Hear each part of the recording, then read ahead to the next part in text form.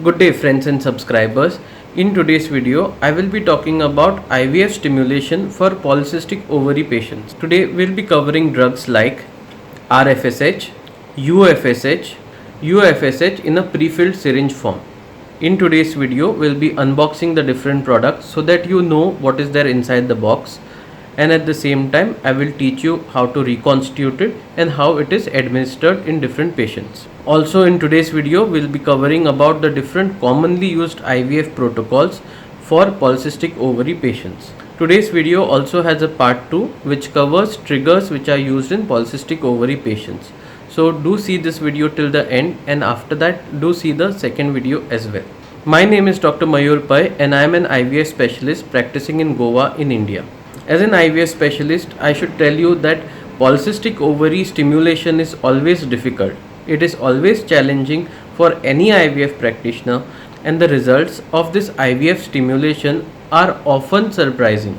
Before beginning this video, I would want you to understand what is the difference between stimulating a lady with polycystic ovaries and stimulating a lady who does not have polycystic ovaries. In a normal lady, that is a lady who is not affected by polycystic ovaries, we find that the blood levels of FSH, that is follicle stimulating hormone, are much higher than the LH, that is luteinizing hormone. This high level of FSH versus the low level of LH in the lady's blood allows the lady's ovarian follicles to mature well. This allows ovulation to take place on a monthly basis, and the ladies often have very regular menses. Whereas in a lady with polycystic ovaries, we find that the LH hormone is way higher than the FSH hormone levels. This causes a type of maturation arrest in the ovarian follicles of a polycystic ovary lady. So when we study the ovary of a lady affected with polycystic ovaries, we find that she has a very large number of ovarian follicles.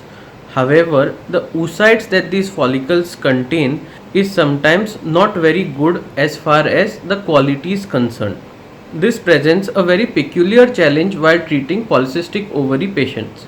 First of all, when we start the PCOS patients on ovarian stimulation, we use something called gonadotropins. Gonadotropins are often FSH based or HMG based.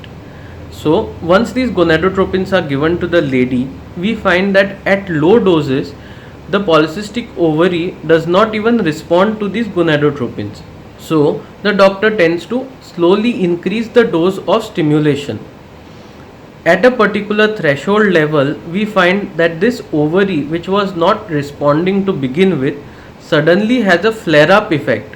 That means suddenly when the threshold level is crossed, this polycystic ovary will produce a lot of ovarian follicles. This excessive response or hyper response leads to a side effect of stimulation called ovarian hyperstimulation syndrome or OHSS.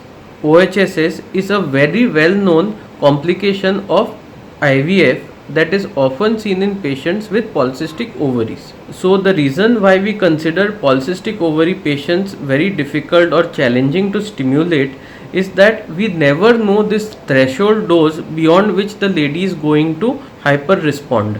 So polycystic ovary patients stimulation is often a fine balance between overstimulation and understimulation. If we stimulate the ovaries too little, we will get very few oocytes, and because they are of poor quality, we would get a suboptimal result as far as IVF is concerned. Also, if we overstimulate the ovaries, we may land up in OHSS and the complications that it brings along with it. Remember that in a case of IVF, we always want to give the lady fertility, but not at the cost of safety. So now let us go to our different gonadotropins that are used for the stimulation of a polycystic ovary patient. The first product that we are going to cover today is called HMG. On your screen you have HMG, that is Menotropin 150 IU pack. Now let us talk about what is HMG. HMG is always a mixture of FSH or follicle stimulating hormone and LH, that is luteinizing hormone. So In a box that contains 150 IU of HMG, you will find 150 IU of FSH and 150 IU of LH. Both FSH and LH hormones are necessary for the ovary for follicular growth and maturation. There are different studies which say that FSH only, that is only FSH, is to be given for a patient who has polycystic ovaries, whereas there are various studies which says that this is not so, and you can very easily use HMG for the ovary stimulation as well. Personally, I would like to say that we should individualize our decisions which gonadotropin is to be used in which patients. So now let me unbox and show you what this pack contains. When we open this, you can see that your drug is given over here and the diluent is given right here. So this is the diluent and this is the HMG drug. You can see that this is a lyophilized or a powder form of HMG. So let us see how we reconstitute HMG. In my practice, we give HMG injection using an insulin syringe. You know by now that insulin syringe is a very painless way of giving an HMG injection. All that we need to do is we have to take the diluent in the syringe, add it to the HMG vial, mix it well so that you reconstitute the powder into liquid. Then all you have to do is re-aspirate this HMG and inject it subcutaneously into your patient. So this vial contains 150 international units. Similarly, there are vials of HMG which are 75 international units as well as 225 international units. The 225 international unit vial can only be used intramuscularly and cannot be used subcutaneously, whereas all the other types of HMGs are available as a highly purified injection. That means whenever you see HP or highly purified, that means you can give it subcutaneously. If you cannot see HP written, it is always best to give this injection intramuscularly. If you are, for example, making 300 international units of HMG, all that you need to do is use one diluent and two powders, that is use the same diluent to dilute two vials of HMG and give it in the same syringe. Now let us discuss the second product, that is urinary FSH or UFSH. On your screen you can see that this is a vial of UFSH or urofolitropin 150 international units. UFSH is manufactured by purifying FSH only from HMG. So this is made from HMG itself. However, this has very limited or very less LH content. That means it has very less of LH activity as compared to FSH activity. However, you cannot say that this is free from LH stimulation. So UFSH or urofolitropin can also be used for polycystic ovary stimulation and it produces very good results. UFSH is very effective especially in those polycystic ovary patients who have a very high LH value as compared to their intrinsic FSH value. Again, UFSH is used exactly like how you would use HMG injection. So let us unbox this and see what is there inside. So once you open your box, you will find this vial inside. Inside the vial, you will find that powder FSH or lyophilized FSH is found in the vial, whereas the diluent is given to you in an ampoule. Again, the method of reconstituting this is very simple. You just have to take in the diluent in an insulin syringe, add it to the FSH, mix it well to reconstitute the powder into a liquid form. Again, you have to aspirate the entire amount and give it subcutaneously to your patient. FSH can be given intramuscularly as well using a 2 ml standard syringe. Lyophilized FSH or powder FSH is available in the market in 75 units and 150 international units pack. You don't get anything else apart from this. So all your doses of FSH have to be in multiples of 75. In case you want to make 300 or 225 units of FSH, all you need to do is use one diluent and those many vials that your doctor has prescribed. So one diluent will first go into this, make it into a liquid. You have to re-aspirate it out, put it into another FSH vial, again reconstitute it, take the entire thing and then give intramuscularly or subcutaneously to your patient. The volume of diluent stays the same. As you can see on the screen, UFSH or urofoliotropin is also available as a pre-filled syringe in a liquid stable form. As you can see over here, it's urofoliotropin 150 IU and it is in a 0.5 ml concentrate. So let us unbox this to see what is there inside. Inside the pack, you can see that this is a pre-filled syringe which has come directly from the factory in a pre-filled form. That means the syringe is available which looks exactly like an insulin syringe. It is pulled back already and the drug is loaded into the syringe right at the factory. There's a cover for the needle over here and the needle is the size of an insulin syringe needle.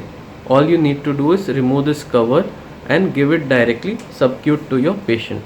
Now we'll come to our third and final gonadotropin, which is used for the stimulation of polycystic ovary patients. On your screen you have a box of RFSH or recombinant follicle stimulating hormone. Recombinant FSH or RFSH is made from recombinant DNA technology and it contains 100% pure FSH. It has absolutely zero LH value or LH activity in it. RFSH is one of the most commonly used drugs in the stimulation of a patient with polycystic ovaries. So let us unbox this RFSH to know more about it. On your screen you can see that this is a vial of RFSH. So this entire vial contains 1200 international units of RFSH. This vial is a liquid stable concentrate, so you don't have to mix any powder with any diluent to reconstitute it. To administer this, all you need to do is you have to take an insulin syringe, aspirate the dose that your doctor has told and directly give it subcutaneously. RFSH is also available as a lyophilized form, that is with a powder and a diluent combination. It comes in a 75 and 150 international units pack. Also, just like this vial, you can get the same sort of a pack in 600, 900 and 1200 international units. You can also get RFSH in a pre-filled syringe. It can range from 75, 150, 225 and 300 international units pre-filled syringes. Also very commonly you can get RFSH in a pen form. However, in my practice I like the vial form or the pre-filled syringe as it most suits most of my patients. However, in my personal practice, I find that the vial form or the pre-filled syringe form is best suited to most of my patients because it is the most easiest to give injection. Another advantage that these vials provide me is to individualize the dose to the patients. Suppose we have to give a very individualized dose, let us say 200 or 120 international units to a particular patient. We can very easily make it using these vials, whereas any other method would be very difficult for most of the patients. So now let us discuss how IVF patients are commonly stimulated using drugs like RFSH. I'll take the help of this chart that I have prepared. You can see most of the patients either come on the first or second day of her menses. At that time we do a transvaginal sonography to assess how the ovaries are. We usually see that both the ovaries have very small tiny follicles on either sides. Then we choose a dose of RFSH based on the lady's BMI. BMI just means that we see the weight of the patient and the height of the patient, and based on it we choose a dose that is most appropriate for her. As you can see on your chart that the dose of RFSH is a daily dose. That means every day you will be getting a single shot of RFSH. We normally on the first or second day when the patient presents to the IVF clinic, we give the first 5 days worth of course to her and she injects all these doses at her home. Remember, by giving the insulin syringe, patients can even self-inject themselves. After a few days, we'll be calling the patient for a transvaginal ultrasound to monitor the follicular growth. As the follicle grows and the follicle crosses 14 millimeters in size, we have to add another injection called Cetrorelix. As you must be knowing from our other videos, that Cetrorelix prevents LH surge, which is very detrimental in a case of IVF stimulation. You can click the link in the description to know more about Cetrorelix and its effects in IVF. So just to sum it up, after your lead follicle has crossed 14 millimeters in size, we will be giving Cetrorelix injection as a co-injection with your gonadotropin on a daily basis. That means on one arm you will be getting your gonadotropin and on the other arm you will be getting your Cetrorelix injection.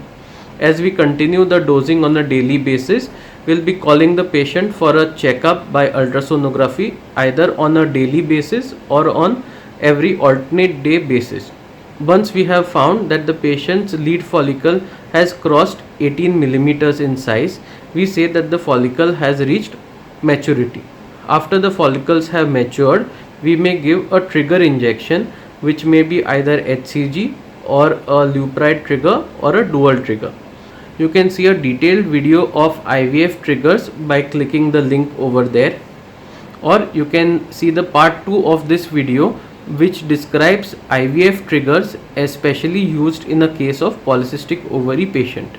It may take approximately 10 to 12 days to stimulate a patient with polycystic ovaries, and it may take a little longer in some cases.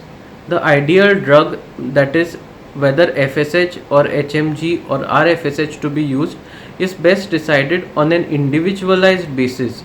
That means a case-to-case study of the patient has to be done, and if RFSH has worked in a single patient doesn't mean it will work in everyone, or if HMG has worked in a particular patient, it doesn't mean that it will work in every case of polycystic ovaries.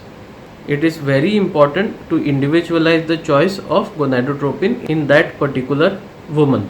At the same time, while stimulating a patient of polycystic ovaries, we have to keep in mind that the couple has to be counseled about the risk of OHSS and the probability of OHSS as the stimulation goes ahead. Sometimes, if the risk of OHSS is very high, we may require to freeze all the embryos that are thus produced in the IVF cycle. This is called a freeze-all cycle, and it is highly protective against OHSS. We will be discussing OHSS and its complications in great detail on this polycystic ovary playlist. So do remember to see the full playlist to get complete idea about PCOS and polycystic ovary IVF.